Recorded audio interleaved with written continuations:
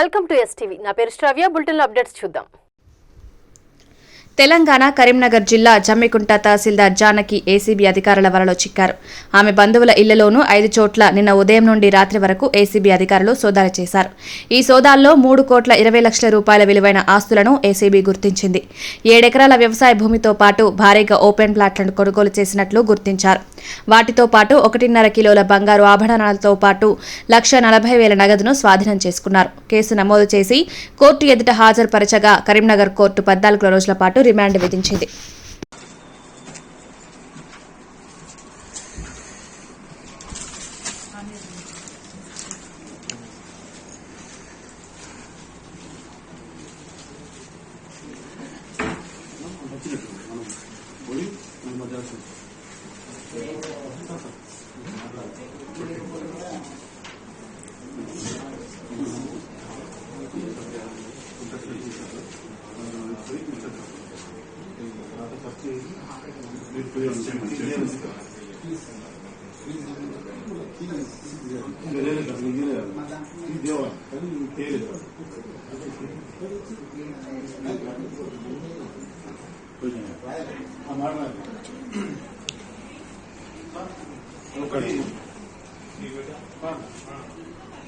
ఇప్పుడు అక్కడ